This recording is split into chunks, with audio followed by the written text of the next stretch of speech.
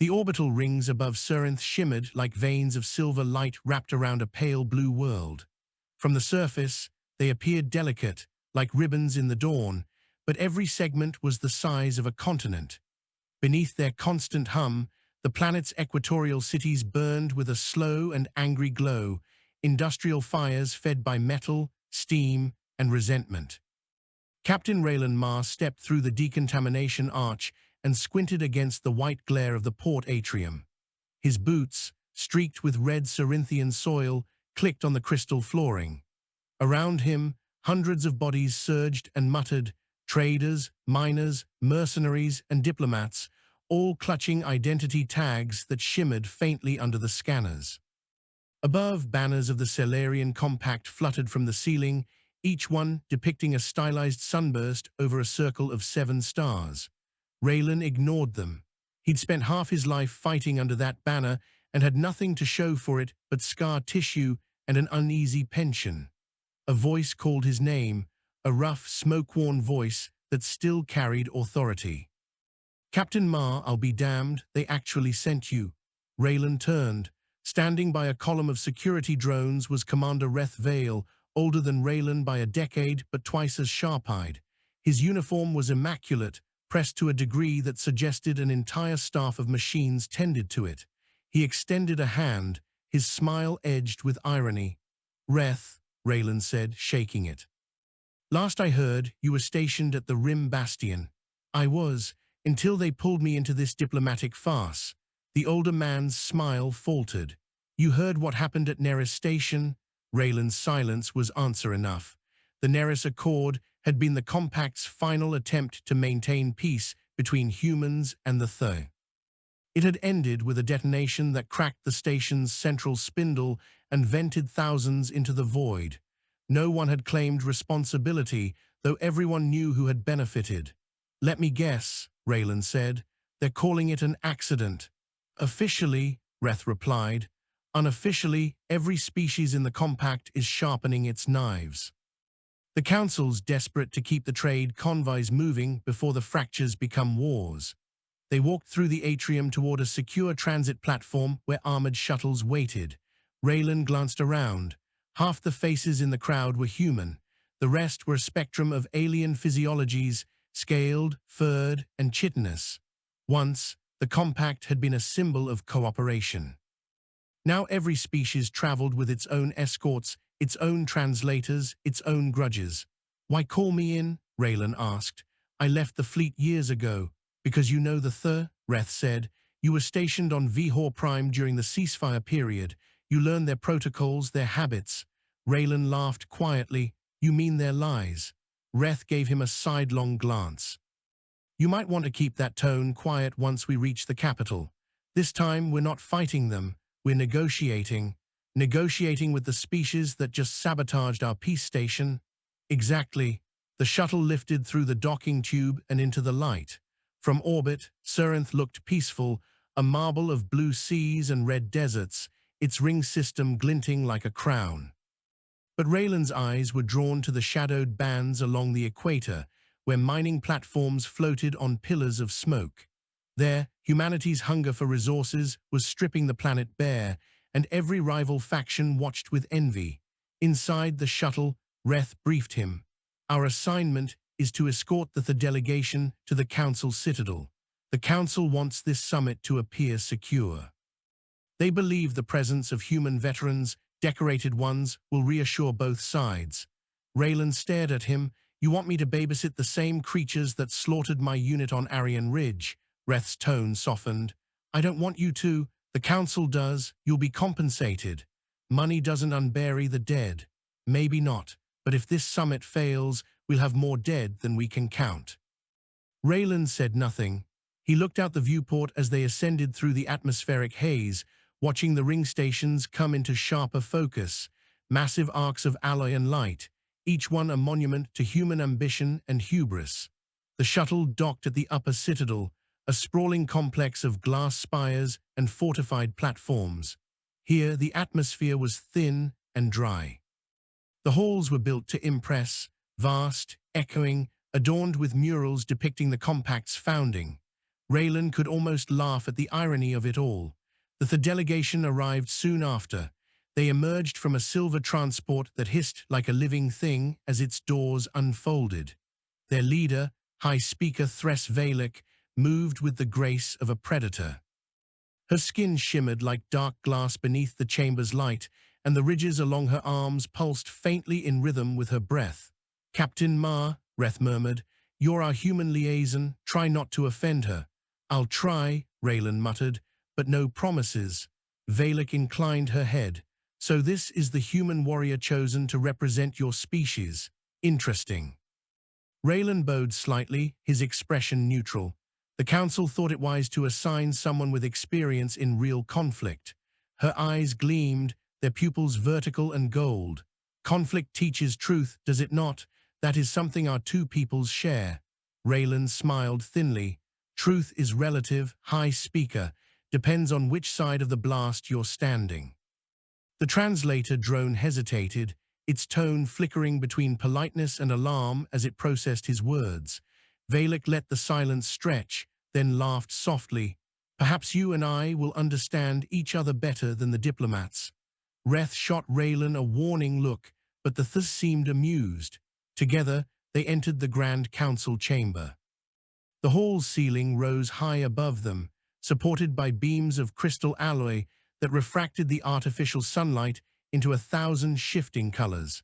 The chamber floor was circular, lined with representatives from each species of the compact. Holographic emblems shimmered above each seat. At the center stood the speaker's dais, a raised platform encircled by energy fields.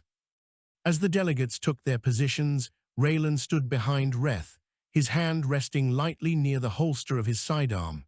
The delegation stood opposite them, their movements precise and almost ritualistic. The hum of translators filled the air. The council speaker, an elderly Sarathi with translucent skin and a voice like wind through glass, began the proceedings. "Honored representatives, we gather beneath the light of unity to reaffirm our purpose. The Neris tragedy has wounded us all, but through understanding, we shall endure." Raylan tuned out the rhetoric. He'd heard too many speeches like this before battles that were supposed to never happen again. His attention drifted to Valek, who was studying the human envoys with unsettling focus. Hours passed as they debated reparations, jurisdiction, and trade boundaries. The argued for sovereignty over disputed mining zones. The humans countered with claims of necessity and survival.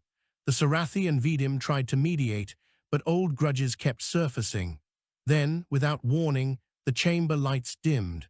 The translators crackled, voices dissolving into static. A low alarm pulsed through the citadel's walls. "Security breach," a voice shouted through the comm grid. "Unauthorized energy spike on lower deck 6. Raylan drew his weapon instinctively. Around the chamber, guards moved into defensive positions. The delegates hissed, their claws flicking open. Valek turned toward Raylan. "This is your doing," she demanded. "Hardly," Raylan said. "Your people have a reputation for sabotage." Her ridges flared. "So do yours." Before either could speak further, the floor trembled. A deep, resonant sound, like metal tearing under pressure, rolled through the citadel. Through the chamber's glass walls, Raylan saw a plume of light erupt from one of the docking platforms below. The explosion rippled outward, tearing through the atmospheric shielding. "Containment breach," a voice shouted. "Ring section 22 collapsing." Raylan grabbed Reth by the shoulder. "We need to move now." But as they turned, the chamber's access doors sealed automatically. A shimmering barrier of energy locked into place, trapping everyone inside. Panic spread. The delegates shouted in a dozen languages. Some tried to access comms, others pressed against the barrier. The alarms intensified. Valek moved closer to Raylan, her eyes narrowed. "Who benefits from this?" "Anyone who wants this summit to fail," he replied, "which means someone very smart or very desperate." He scanned the walls, searching for manual overrides.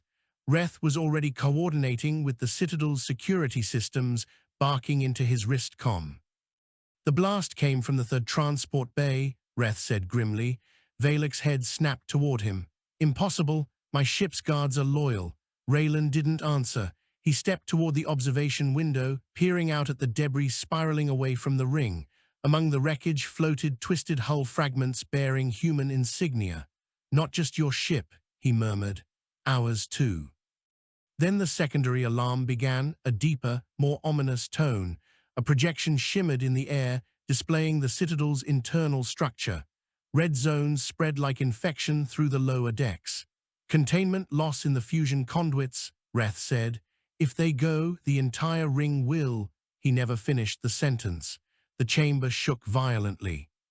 Fragments of glass rained down as the energy barrier flickered. Delegates screamed. Raylan seized Valek's arm. "You want to live? Follow me." She hesitated, then nodded once. They moved together through the chaos, forcing open an auxiliary hatch at the edge of the chamber. Beyond it, a narrow maintenance corridor descended into the Citadel's spine. The air was hot and metallic, filled with the scent of burning insulation. Reth followed close behind, weapon drawn. They descended through the trembling structure, navigating flickering lights and broken conduits. Behind them, explosions echoed through the halls. At last, they reached a junction chamber where emergency pods were stored. 2 remained intact. Raylan activated the nearest control panel, but the system rejected his access code. "Override required," the machine announced. Valek brushed him aside and pressed her clawed hand against the scanner. The console flickered green. "My code is universal," she said. "One benefit of being a high speaker." "Remind me to thank your bureaucracy later," Raylan said, shoving her inside the pod. "Wait," Reth shouted. "There are still delegates trapped above." "Then you get them," Raylan said. "We'll hold the line." Reth hesitated, then nodded. "I'll see you planetside." He ran back up the corridor, vanishing into the smoke. Raylan sealed the pod. Through the viewport, he saw the Citadel's structure begin to twist, plates peeling away under massive pressure. The pod ejected, spinning into the void. For a moment they were weightless, adrift between fire and stars. Valek sat across from him, her gaze unreadable. Perhaps this was not an accident after all. "No," Raylan said quietly, "it never is." Outside, the ring's great arcs began to fracture, each segment bursting like a string of dying suns. The shockwaves rippled across the sky, and for the first time in years, Raylan Ma felt the old instinct returning, the certainty that survival would depend not on treaties or speeches, but on the iron will of those still standing. The pod tumbled toward the planet below. The pod entered Surinth's upper atmosphere in a scream of heat and color. Flames licked the hull, painting the interior in pulsing orange light. Metal groaned. The gravity dampers flickered as plasma washed over the viewport, and the pod began to spin. Raylan gritted his teeth and slammed his hand against the stabilizer control. "Come on, you stubborn thing, hold together." The pod lurched, the spin slowing slightly. Beside him, Valek braced herself against the bulkhead, her expression eerily calm. The Thing did not sweat, but the ridges along her arms flared in visible stress. "Your vessel's design is inefficient," she said flatly. "Talk to the engineers," Raylan replied through clenched teeth. "I just fall in these things, I don't build them." The heat outside subsided into turbulence as the pod pierced through cloud cover. Below them stretched a vast expanse of red desert broken by glimmering salt flats and the skeletal remains of mining platforms. They were heading straight for one. "Brace for impact." The pod slammed into the surface with the force of a battering ram, plowing through layers of dust and metal until it skidded to a smoking halt against a rusted structure. Raylan's head struck the harness frame. Sparks exploded in his vision, but he stayed conscious. He exhaled slowly, unclipping the straps. "Still breathing, that's new." Valek examined the cracked viewport. "We are intact. The Citadel." Raylan peered up through the rising haze. The night sky burned with distant light. The orbital ring, once a perfect circle, was shattered. Segments glowed as they fell from orbit, tracing long scars of fire across the stratosphere. "It's gone," he said. "The whole section came down. Anyone still up there?" He didn't finish. Valek's golden eyes reflected the falling debris. "Then the Council is leaderless. Power will fracture. There will be chaos." "Welcome to humanity's specialty," Raylan said. "We thrive on chaos." He forced open the pod's outer hatch. A gust of hot wind filled the chamber, carrying the bitter tang of burned metal and dust. Outside stretched a graveyard of machinery, towering derricks, conveyor lines half buried in sand, and transport frames twisted by decades of neglect. The mining complex had once belonged to the Compact's industrial consortium. Now it was little more than a ruin, abandoned when deeper veins had run dry. Raylan climbed out, scanning the horizon. The sky was a dull crimson, the sun half hidden by atmospheric dust. "We are somewhere in the ecliptic basin, nearest settlements probably 200 kilometers east. You know this planet well," Valek observed. "I served here after the ceasefire. Guard duty for miners too poor to matter." He opened a storage compartment on the pod's side, retrieving an emergency pack, rations, flares, and a short-range beacon. The signal light blinked weakly, then died. "Comms are dead," he muttered. "Either the explosion scrambled orbitals or someone's jamming signals planet-wide."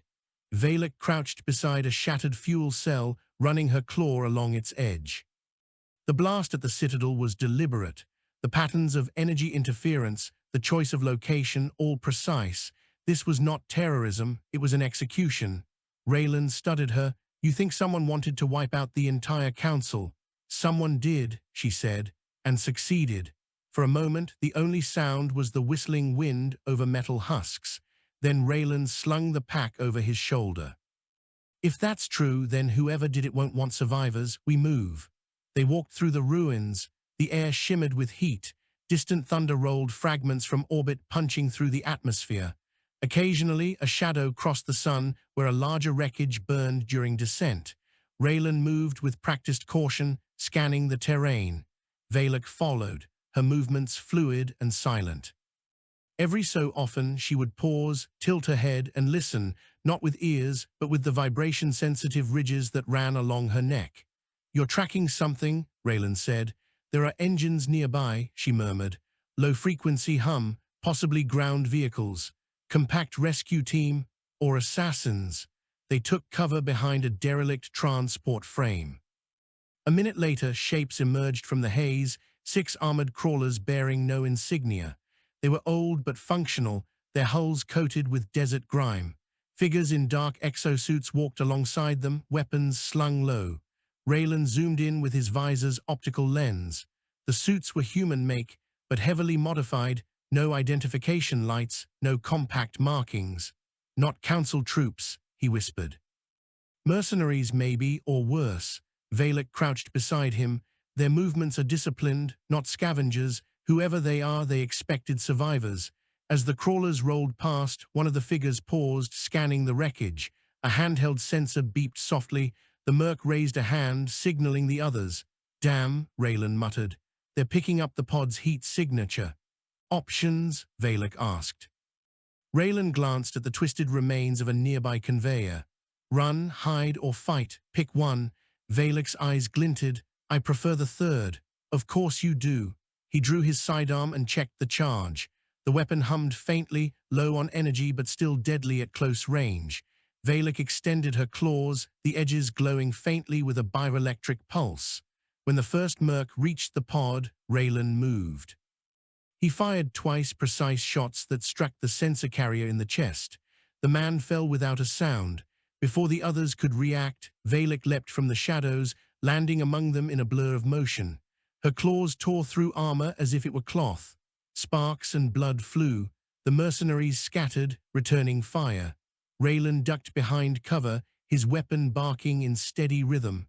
2 went down. The rest regrouped, retreating toward the crawlers. A shell exploded nearby, throwing sand into the air. Valek roared, a guttural sound that made Raylan's skin crawl, and hurled a broken plate of metal into one of the crawlers, crumpling its side. Raylan sprinted forward, vaulting over debris. He shot the driver of the nearest crawler and climbed inside, slamming his palm onto the ignition node. The machine lurched to life. "Valek, get in!" She bounded onto the crawler, landing beside him. Raylan jammed the throttle. The crawler tore across the desert, treads spitting dust and fire. Behind them, the remaining mercs gave chase. "Any chance you know how to shoot?" he shouted over the engine roar. Valek gripped the roof-mounted cannon. "I will learn." The cannon roared. A beam of concentrated plasma ripped across the sands, striking one of the pursuing vehicles. It exploded in a bloom of orange light. Valek gave a small, fierce smile. "Acceptable." Raylan laughed despite himself. "Remind me not to get on your bad side." They sped through the ruins, weaving between collapsed towers and rusted conveyors. Gradually, the gunfire faded. When the last pursuer vanished into the dust, Raylan slowed the crawler and pulled it into the shadow of a rock outcropping. They sat in silence for a moment, breathing hard. Raylan looked over at her. "You fought like someone who's done this before." "I led the HFY Guard for 12 years, she said. "Diplomacy often requires more than words." Raylan nodded slowly. "Guess that makes two of us." He climbed out to survey the damage. The crawler's engine was overheating, and the fuel gauge blinked near empty. They wouldn't get far. "Nearest settlement's called Derenhold," he said. "It used to be a mining hub. If it's still standing, we can find shelter and maybe a transmitter." Valek stepped beside him. "And if the attackers control it, then we find out who hired them before they find us." They resumed their journey on foot as dusk fell. The desert cooled rapidly, the heat giving way to bitter wind. The two moons of Surinth rose, one pale, one copper-red. Their light cast long shadows across the dunes. After several hours, faint lights appeared on the horizon, scattered clusters of habitation domes and refineries surrounded by defensive walls. Derenhold. But even from a distance, something felt wrong. The perimeter lights flickered irregularly, and the central tower emitted no comm signal. "Too quiet," Raylan said. They approached cautiously. The outer gate was open, hanging crooked on its hinges. Inside, the streets were empty. Machinery stood idle, coated in dust. The only sound was the creak of wind turbines turning slowly in the night breeze. Valek sniffed the air, an odd, clicking gesture of the sense organs. "Blood," she said softly. Raylan raised his weapon. "Where?" "Everywhere. They found the first bodies near the central square. Workers, miners, guards, all human. Their wounds were clean, precise, execution shots." Raylan crouched beside one of them. "This wasn't looting, this was cleansing." Valek's gaze hardened. "To erase witnesses." They moved deeper into the settlement. The control tower loomed above, its upper windows shattered. Inside, the communications console was smashed, power cells gutted. Raylan studied the marks along the floor. Boot prints, same pattern as the mercs who attacked us. "So they came here first," Valek said. "They silenced the outpost, then waited for survivors from the Citadel." Means whoever's behind this knew exactly where the summit would be held and had assets planetside before it happened. Valek turned to him. "Your species often fights for profit. Could they have been contracted?" "Maybe, but I've never seen mercenaries with that kind of coordination. This feels military." He sat back, thinking, if they're human, we can find out who's supplying them. And if they're not, then this is the beginning of a larger war. They spent the rest of the night fortifying the tower. Raylan scavenged weapons and energy cells, while Valek adjusted the internal sensors to create a motion perimeter. As dawn broke, the first signal appeared, faint, broken, but real. A distress transmission looping endlessly on a low-frequency band. Raylan listened closely. The voice was human, distorted by static. "This is Commander Rethvale. Survivors regrouped. Southern Basin, need immediate evac. Repeat." Raylan's chest tightened. "Reth's alive." Valek tilted her head. "Then we are not alone." He nodded. "Southern Basin's 2 days' walk from here. We'll move at first light tomorrow." Valek regarded him silently for a long moment. "Why do you trust him?" "Because I've fought beside him," Raylan said. "And because right now, trust is all I've got left." She inclined her head slightly. "Then we moved together." Outside, the twin suns rose over the desert, illuminating the wreckage of the settlement. The fires of the fallen orbital ring still glimmered faintly in the sky, like scars across the heavens. Raylan watched them fade, his jaw set. Someone had burned the heart out of the compact, but as long as he drew breath, he intended to find out who and make them pay. The age of treaties was over. The age of vengeance had begun. The desert stretched out in endless waves of red sand, broken by cliffs of black glass where orbital fragments had struck and fused the ground. The heat rose early, a shimmering wall that turned the horizon into molten haze. Raylan led the way, his boots sinking into fine dust. The salvaged rifle slung across his back clanked softly with each step. Valak followed a few paces behind, silent but watchful, her eyes constantly scanning the dunes for movement. They had been walking since dawn. The sun hung low and fierce, bleaching the color from everything it touched. Raylan's water ration was down to a third. "Tell me something," he said, breaking the silence. "Back at the Citadel when the alarm started, did your people get any kind of warning?" Valak's gaze didn't shift. "No, our sensors were blind. The interference came from within the Citadel's own network. So it was an inside job. Or an enemy with access to every frequency of the Compact's defense array." Raylan shook his head. "That would take months of infiltration, years maybe. Somebody planned this for a long time. And yet, no faction gains by destroying the Council," she said. "The Compact may have been fragile, but it kept us from extinction. Unless someone wanted extinction." They walked in silence again for a while. The wind carried fine grit that strung the eyes and clogged the throat. As the sun climbed higher, they reached the edge of a ravine where skeletal mining elevators jutted like broken teeth. Below lay the southern basin, a sprawling scar on the planet's surface, carved by centuries of extraction. Machinery dotted the landscape, most of it derelict, but faint smoke trails rose from one of the deeper craters. "There," Raylan said, lowering his scope. "That's where the signal came from." Valak crouched beside him, studying the scene. "Too much movement for survivors. Look at the tracks, armored vehicles. Reth's transmission could have drawn scavengers, or worse."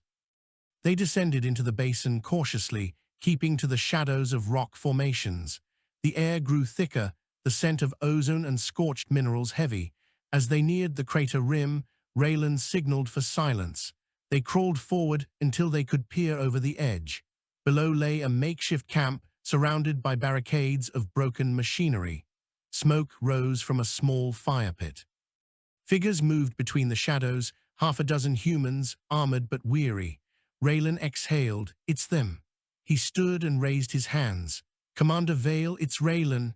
Weapons turned toward him instantly, but after a moment, one of the soldiers lowered their rifle. The man who stepped forward wore a scorched uniform and a bandaged arm, Reth Vale, alive but older in the eyes. "Raylan," Reth said, disbelief mixing with relief. "You survived." "Barely." Raylan gestured toward Valak, who stood silently behind him. "She did too, High Speaker Valak of the Third Delegation." Reth hesitated, then nodded curtly. "Any ally of yours is welcome, at least until we sort out who our enemies are." They entered the camp. The survivors were few, 4 humans and 1 Sarathi medic tending to the wounded. The supplies were scarce, the comms damaged. "What happened after the explosion?" Raylan asked. Reth sank onto a crate. "The Citadel went up faster than we could react. I managed to get a few people into an escape corridor. We crashed here 2 nights ago. No contact from orbit. No rescue beacons. We're on our own." "Someone sent mercenaries after us," Raylan said. "Same type hit a settlement north of here. They were clean, organized, not raiders." Reth's jaw tightened. "We saw them too. Hit us an hour after we landed. Half my people didn't make it. Any insignia?" "None, but their weapons, compact issue, modified for stealth ops." Valak stepped closer. "Then they are part of your military." Reth glared. "Impossible. The compact fleet is crippled. Even if a rogue admiral tried to seize control." "Not impossible," Raylan interrupted. "You've seen how fast loyalty changes when command collapses. Someone might have seized ships, weapons, comm channels. The infrastructure was there." Reth rubbed his temples. "So what's their goal?" "The Council's dead." "What's left to take?" Raylan looked toward the horizon, where faint trails of descending debris still burned. "Control. Whoever wins the first few days after a collapse owns whatever comes next." Valak's tone was cold. "Then they seek dominion over the ruins." The soldiers spent the rest of the day reinforcing their position. Valak moved among them, silent but efficient, helping repair a perimeter drone. Though wary of her at first, the soldiers quickly saw her skill. She understood technology at a level none of them could match. By nightfall, they had functioning motion sensors and a working radio dish. The latter, however, yielded only static. Reth paced beside the console.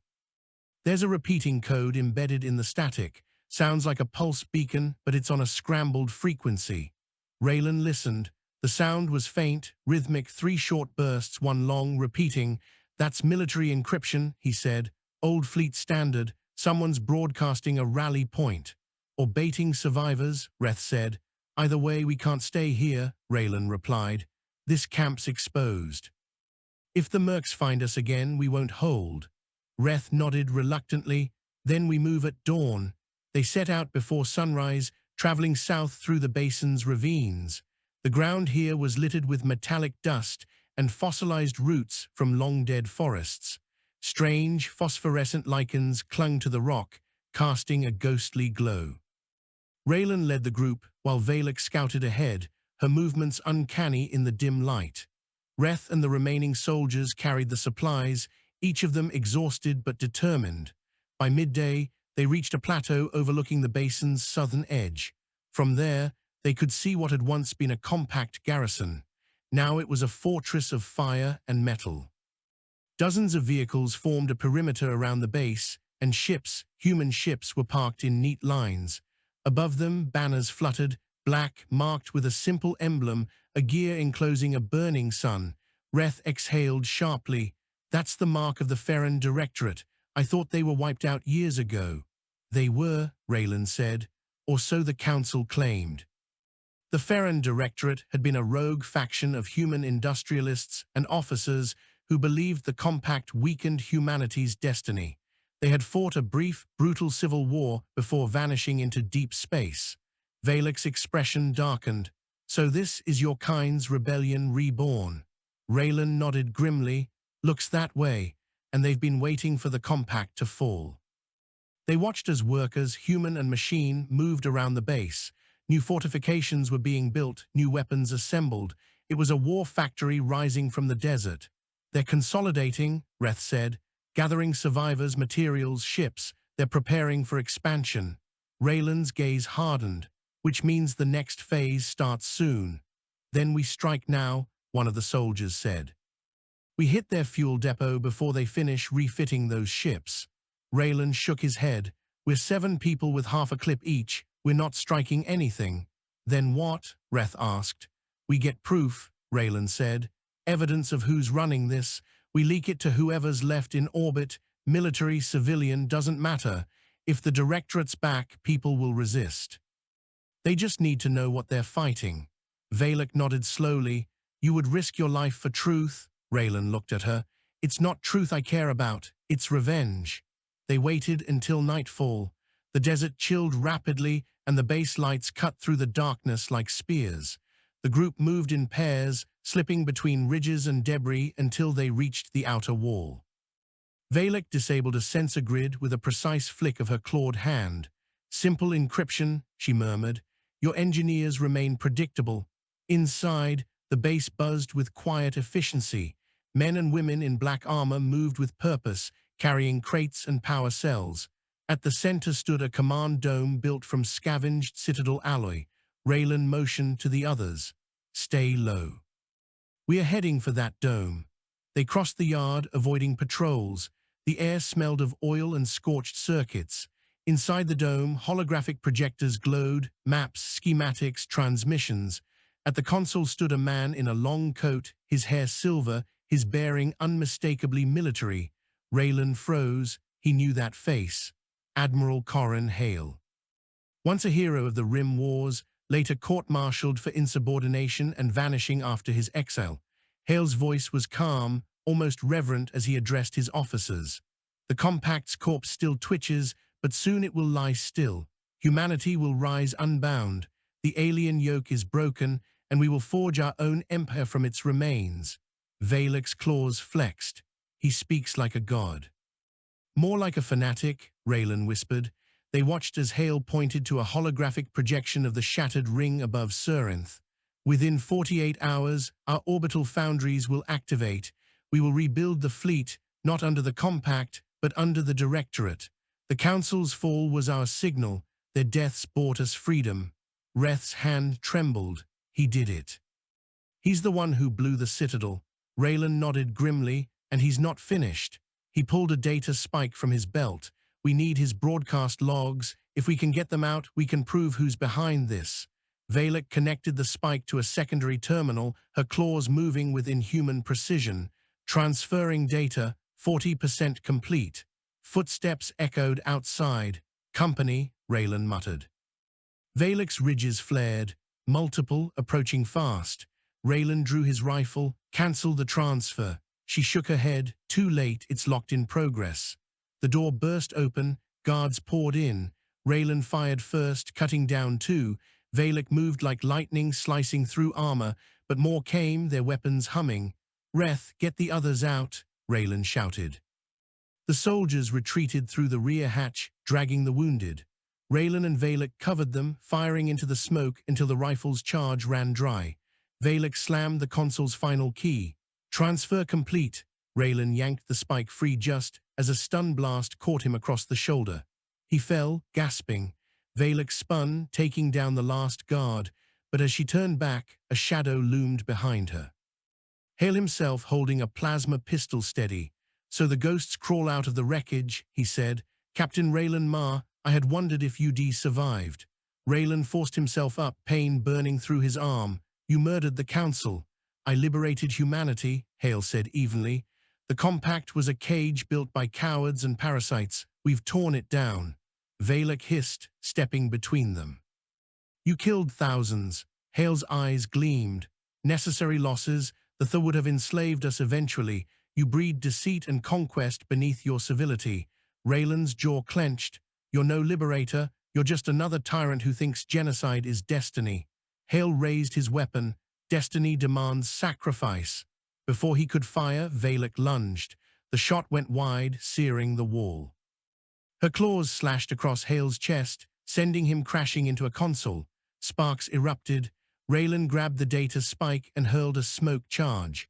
Move! They sprinted through the haze, pursued by alarms. The base erupted into chaos. Reth's group was waiting near the perimeter with a stolen transport. Raylan leapt aboard, Valek right behind him. The transport roared into the night. Behind them, the base's sirens wailed as searchlights swept the dunes. Reth looked back. Did we get what we came for? Raylan held up the spike. Every transmission, every command order, proof enough to start a war or stop one. Valek leaned against the bulkhead, breathing hard. And what will you do with it? Raylan stared at the horizon where dawn began to break, faint and cold. Expose him. Then end him. The transport vanished into the desert, carrying with it the first real hope, or perhaps the first spark of vengeance, since the fall of the Compact. The wind over the southern desert screamed like a living thing. The transport shuddered as it crested a ridge, then slid down a slope of ash-colored sand, its engines coughing with every surge of grit.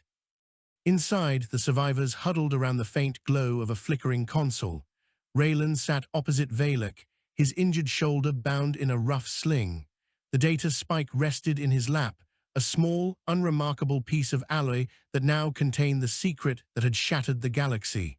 Reth stood at the cockpit, his face illuminated by the dim dashboard lights. We are running low on fuel. If we keep heading south, we'll hit the edge of the storm bands. After that, there's nothing but wasteland. Raylan looked up. We need to find a transmitter, something powerful enough to punch through the jamming field. The spike's worthless if we can't get its data off-world. There might be one, Valek said quietly. The Forge of Ghosts. Raylan frowned. That's a myth. Not entirely, she replied. During the first expansion era, the Compact constructed deep relay stations across frontier worlds. One of them, Station 9, was buried under this desert after the Third Uprising. The humans called it the Forge of Ghosts because it could reanimate dead signals from deep space. Reth turned. You're saying it still exists? If it survived the mining operations, yes.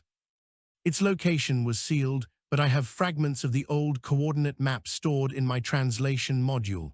Raylan studied her. You kept that from me. You did not ask, she said simply. Reth sighed. If that's our only chance, then we go there, but it'll be a long trek.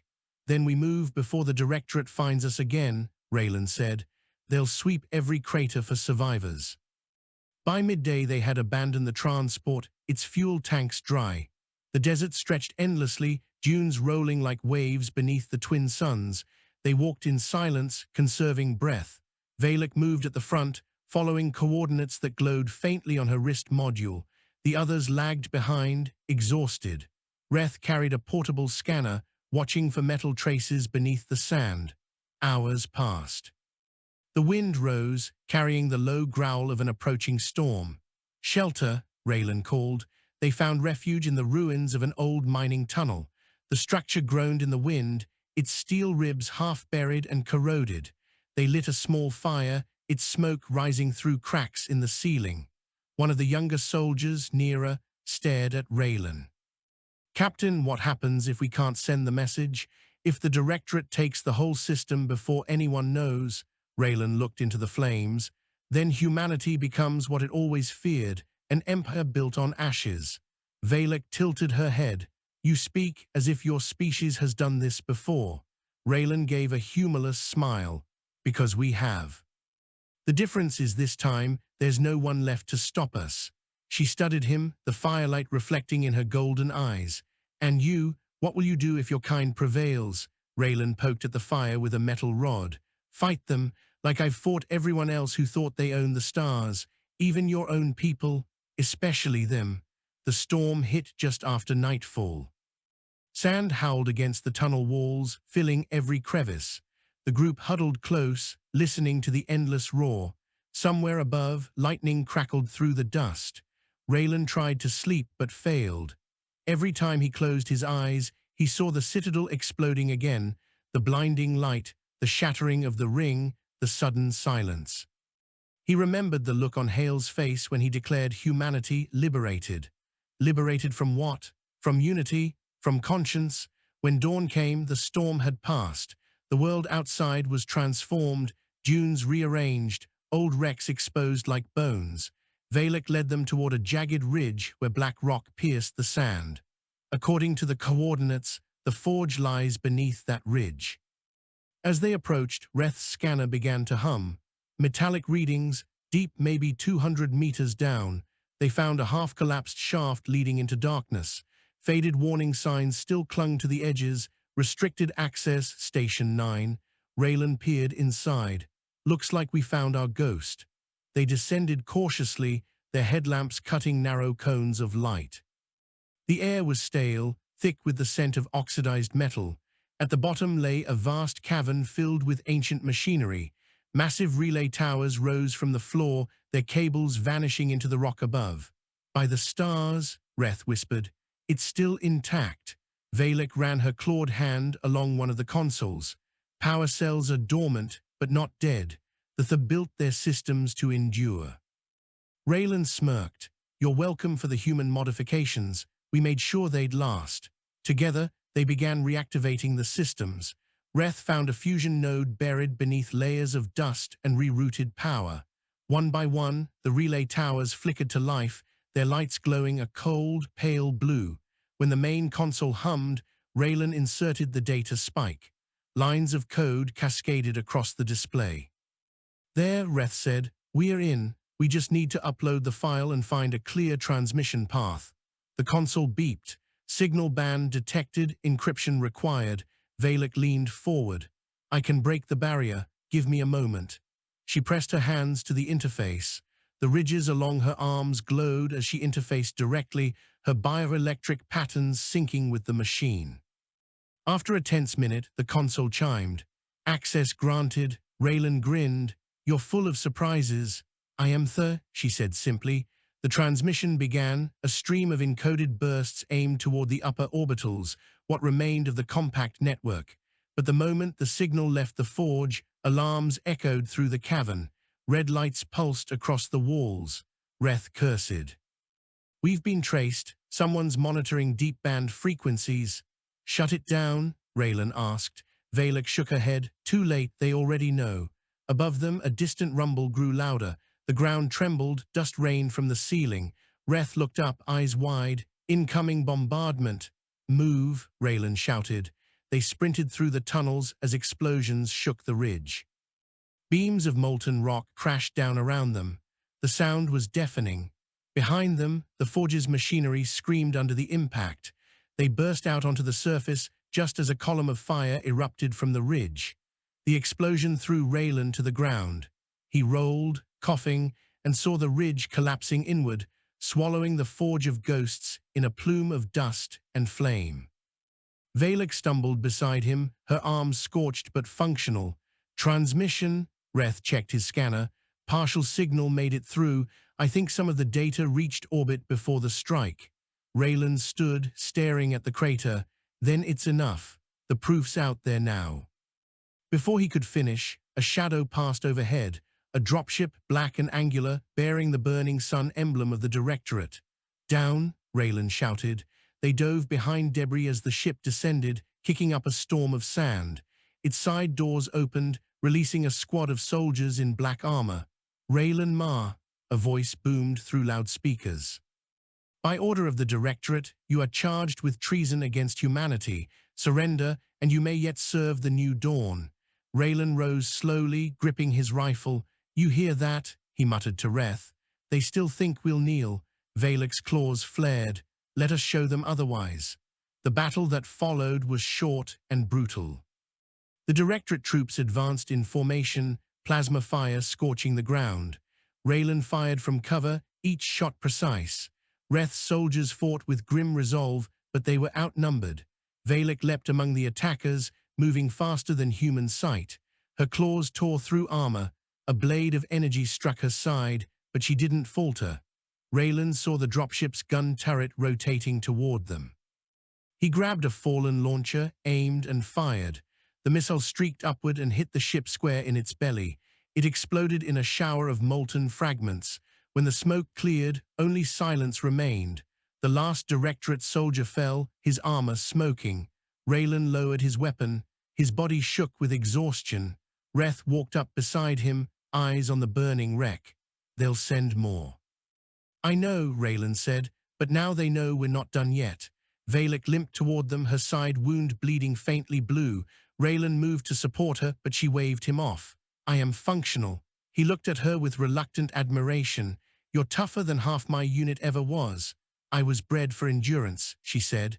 And vengeance. Raylan smiled grimly. We might get along after all.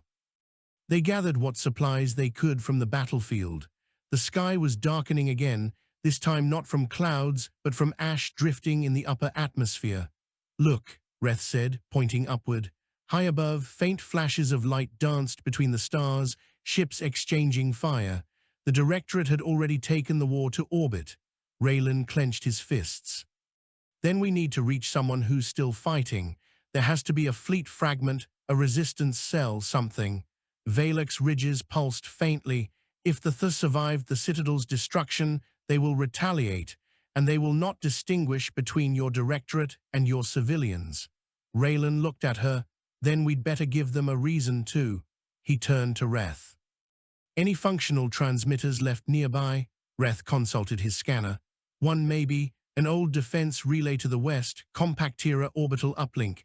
If it's intact, we could contact any surviving ships. Then that's where we go, Raylan said. The forge is gone, but the war is. As they set out toward the west, the distant thunder of orbital bombardments echoed across the desert. The light of the shattered ring burned faintly above them, a reminder of what had been lost and what was still worth fighting for. For the first time since the fall, Raylan felt something stirring in his chest. Not hope exactly, something harder, sharper, resolve. The desert had become a graveyard of machines. Rusted crawler husks lay half-buried in the sand, their limbs reaching toward the horizon like the bones of extinct creatures. The wind keened through hollow hulls, carrying the metallic scent of old wars. Raylan Ma led the column of survivors westward, his every step a slow defiance against exhaustion. Behind him trudged Reth, his armor dented and scuffed, followed by Nera, Tovin, and the remaining handful of soldiers who had once served under the compact banner. Valak moved silently beside them, her tall frame a living silhouette against the dying light. They had been walking for 3 days since the fall of the forge. Their rations were gone, their water nearly spent, and yet Raylan refused to stop. Somewhere beyond the dunes lay the defense uplink, an ancient transmitter that might yet reach the outer colonies. Reth finally broke the silence. "We'll die out here before we find that relay." Raylan didn't turn. "Then we die walking forward." Nera stumbled, catching herself on a broken spar. "Captain," he stopped, facing them. His eyes were red from sand and sleeplessness, but his voice was steady. "We've come too far to give up now. The Directorate wants us dead because we carry truth. If we fall here, then the last truth dies with us." Valak's gaze flickered between them. "Truth is a fragile weapon. Your kind may not wield it long." "Maybe not," Raylan said, "but I'll see them try." By sunset, they reached the edge of a canyon. The wind had carved the rock into pillars and ridges that glowed crimson under the twin suns. Far below, the shadows swallowed everything, except for a faint blue glimmer buried deep in the ravine. Reth lifted his scanner. "That's it. Power readings. The uplink still has juice." Raylan exhaled slowly. "Then let's go get it." The descent was perilous. The canyon walls were brittle, and more than once Nera nearly lost her footing. Valak led the way, driving her claws into the rock for stability, her movements graceful despite her wounds. When they reached the canyon floor, the uplink emerged from the gloom like a relic of another age, a spire of metal, its surface pitted by centuries of erosion. The base was surrounded by debris, the skeletal remains of drones and half-buried defense turrets. Raylan approached cautiously, looks dormant. Reth knelt beside a cracked access panel. "Not dead, though. There's power in the conduits, minimal, but enough to wake it up." "Do it," Raylan said. Reth began patching cables, his movements deft despite his fatigue. Sparks danced as old circuits reconnected. Gradually, the uplink hummed to life, its top section rotating with a groan of strained servos. Valak watched the lights flicker. "If we transmit, the Directorate will detect us again." "They'll come either way," Raylan said. "Better they find a message waiting for them." He slotted the backup copy of the data spike into the console. Lines of code scrolled across the screen, records of the Directorate's atrocities, the enslavement of colony worlds, the engineered famines, the erasure of non-human populations. Reth shook his head. "If even half of this reaches the outer colonies, they'll revolt." "Good," Raylan said. "That's the point." He began typing, constructing a signal packet, but as he worked, the uplink shuddered. Static surged through the console. Valak's ridges flared. "Interference. Something is blocking the transmission." Reth glanced upward. "Not interference, look." High above, a shadow crossed the stars, then another. The night sky rippled as orbital engines flared. "They're already here," Raylan said. A streak of fire descended from the heavens, slamming into the canyon rim. The blast knocked them all to the ground. Dust and stone rained from above. Reth coughed. "They're dropping troops." Raylan's voice cut through the chaos. "Hold positions. We finished the upload." Valak sprang toward the canyon entrance, her body moving like liquid steel. The first Directorate soldiers rappelled down, their armor gleaming under searchlights. She met them in a blur of motion, claws tearing through composite plating. Reth returned to the console, rerouting power from emergency reserves. The uplink's antenna flared blue, signals rising, but we need more time. Nera fired her rifle up the slope, striking a descending troop. "We don't have time." Raylan grabbed a fallen energy pack and jammed it into the uplink's power cell. The lights brightened, and a sharp tone filled the air.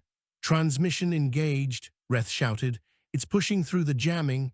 A beam of light shot skyward, piercing the dust storm.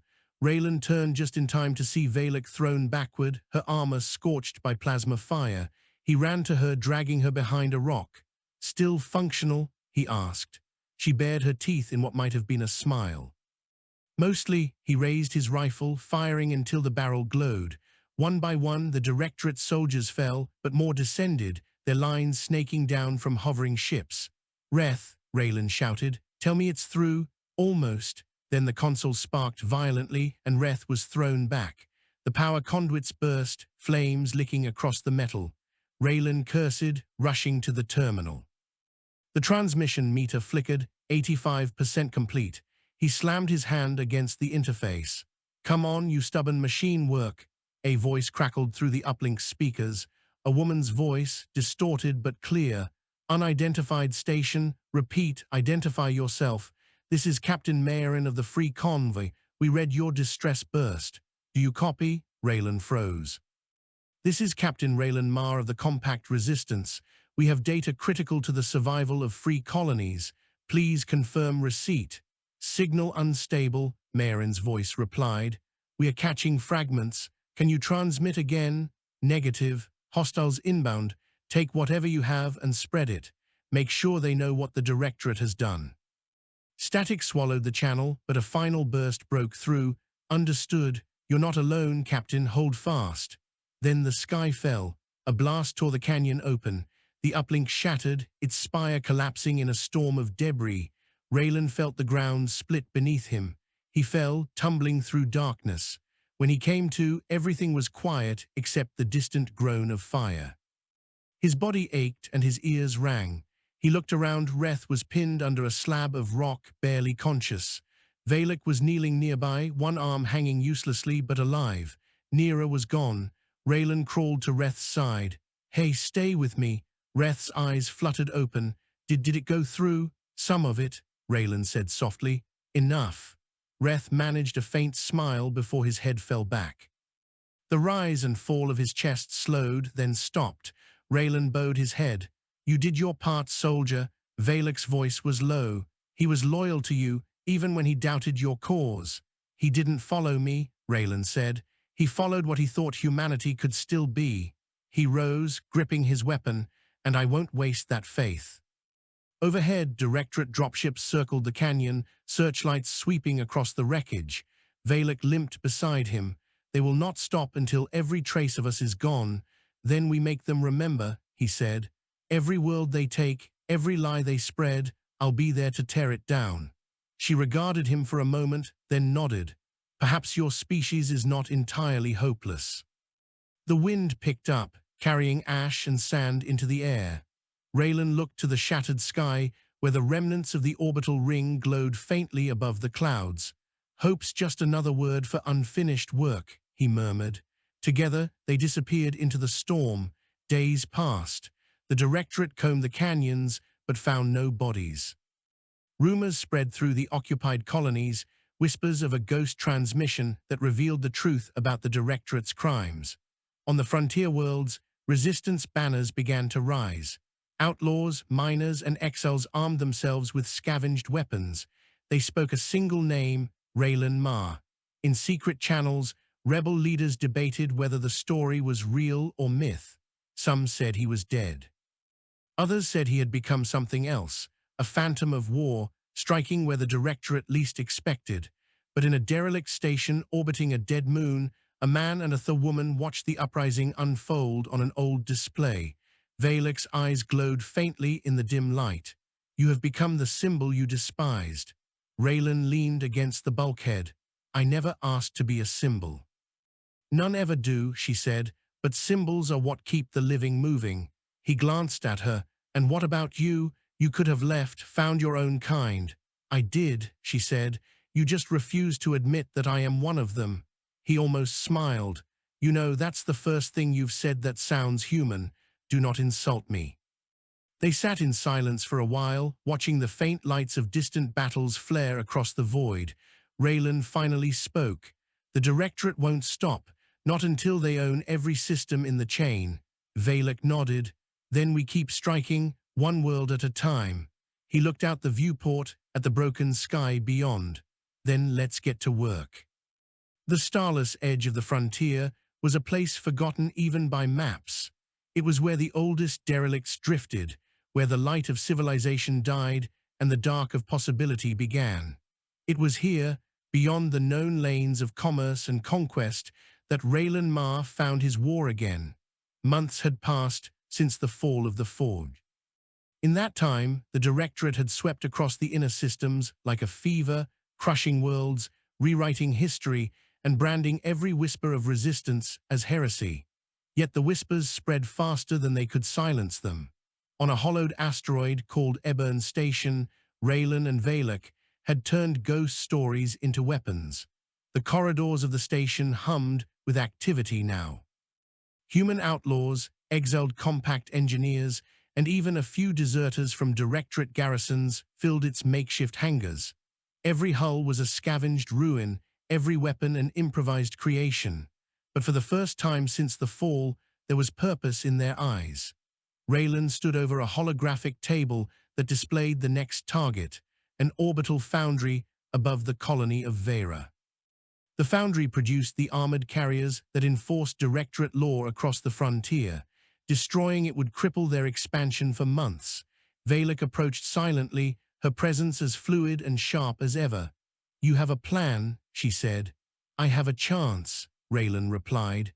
The foundry's automated defenses were designed before the Directorate purged the compact code libraries. "That means there's a back door, one of yours, if I'm not mistaken." Her ridges brightened faintly.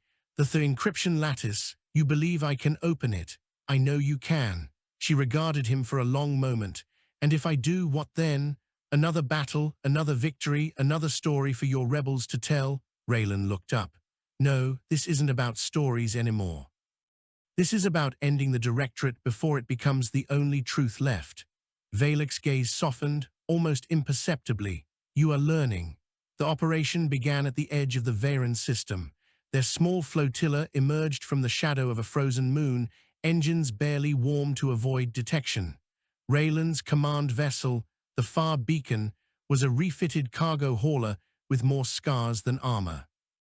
He stood on its bridge, flanked by Valek and a crew of mixed heritage, human navigators, a technician, a silent machine intelligence embedded in the ship's core. "Status?" he asked. "Approach vector stable," said Tovin, now promoted to chief pilot. "No Directorate patrols within sensor range." "Good, maintain stealth." "Valek, you're up." She moved to the console, extending the filaments from her forearms into the interface. The holographic display flickered, reshaping itself into the geometric lattice of the Foundry's security field. Her voice was calm, almost meditative. "The lattice is intact. They never understood its language. Can you breach it?" A faint smile. "I created it." The crew watched as symbols flowed across the screen, spirals of light collapsing into singular points. Then the lattice dissolved. "Access granted," Valek said. "Then let's make history," Raylan murmured. The flotilla advanced, engines igniting as one. The foundry hung above the pale world below like a colossal wheel, its central core glowing with the heat of production furnaces. Around it drifted automated defense drones, their optics scanning for threats. Raylan keyed the comm. "All wings, engage on my mark. Remember, hit hard, vanish fast. We're not here to die, we're here to remind them what fear feels like." "Understood," came the unified reply. "Mark." The first wave of missiles streaked forward, tearing through the nearest drone clusters. The foundry's outer ring erupted in bursts of molten light. Alarm sirens flared across Directorate channels. Within seconds, the sky above Vera became a storm of fire. The Far Beacon dove toward the foundry's equatorial trench, weaving through debris. Raylan gripped the railing as the ship shook under impact waves. Valek override the reactor conduits. She was already moving, her hands a blur of motion. Routing control to auxiliary network, nearly there. The ship jolted violently. A Directorate cruiser emerged from hyperspace, weapons blazing. Tovin shouted, "We've been flanked." "Evasive pattern," Raylan barked. The Far Beacon spun hard, its engines flaring. Energy blasts tore past, close enough to rattle the hull. Valek steadied herself. "We cannot outrun them for long. Then we don't run." Raylan opened a comm channel. "This is Ma to all wings, form on me. Target the cruiser's reactor spine. I want that ship dark." He turned to Valek. "When I give the word, trigger the overload sequence." She met his eyes. "And if we do not survive, then at least the Directorate won't either." The flotilla regrouped, their battered ships circling the massive cruiser like insects around a wounded predator.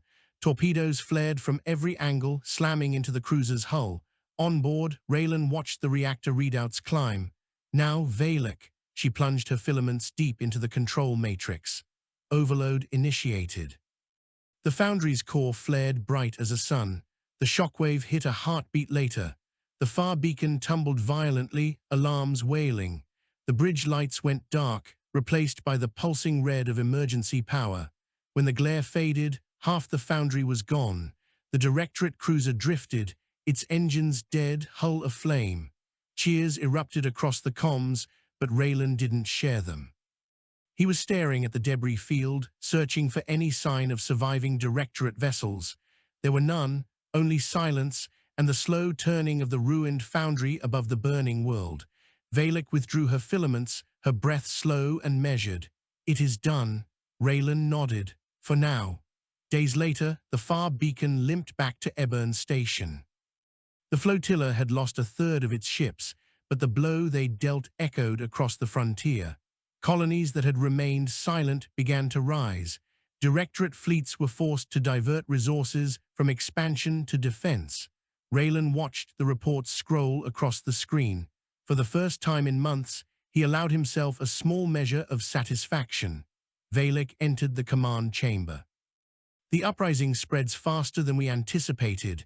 Even their enclaves have begun to move." "Good," he said. "Let them all rise. Let the Directorate drown in its own arrogance." She studied him. "And when they fall, what then? What becomes of you?" Raylan looked out at the stars. "Then we rebuild, not another compact, not another Directorate, something smaller, something that remembers." Valak tilted her head. "You think your kind capable of remembering anything beyond vengeance?" He smiled faintly. "Maybe not, but if they forget again, I'll still be here." Later, as Eburn Station drifted through the twilight between suns, Raylan found himself alone in the observation bay. Below him, the mining lights of the asteroid colonies flickered like dying embers. Beyond them, the frontier stretched infinite and hungry. Valak joined him without a word. For a time, neither spoke. At last she said, "When I was a child, my elders told stories of your kind, how humanity burned its own cradle and called the smoke enlightenment. I believed them. Then I met you." He didn't look at her. "And now I see they were right about the fire. But wrong about what it consumes." He turned to face her. "Fire doesn't choose, it just burns. What matters is what grows afterward." She regarded him quietly. "You have changed. Maybe, or maybe I finally understand what it means to fight for more than survival." A long silence passed. The stars beyond the viewport shimmered, each one a promise of conflict and creation. Valak placed one hand against the glass. "The Directorate will regroup. The war is far from over." Raylan nodded. "Then we keep going. Every forge they build we'll break. Every lie they tell we'll drag into the light. And when there is nothing left to fight," he smiled, weary and unflinching, "then I'll finally rest." Months later, in a distant sector, Directorate Command broadcast an emergency directive: all forces to retreat from the frontier. Resistance operations have destabilized control across 13 systems, primary foundries lost, Central Command compromised. In the wreckage of their empire, 1,000 fires burned. None were large enough to win alone, but together they reshaped the night. And somewhere beyond the reach of any sensor, a small ship traveled between those fires, carrying two figures who had seen too much to stop. Valak adjusted the navigation grid. "Next destination," Raylan leaned back in his chair, "wherever they still think they own the stars." She gave a soft, dangerous laugh. "Then our work continues." Outside, the ship's engines flared, casting light across the dark. In the centuries that followed, historians would argue whether Raylan Ma had been real or myth. Some said he died at Vera.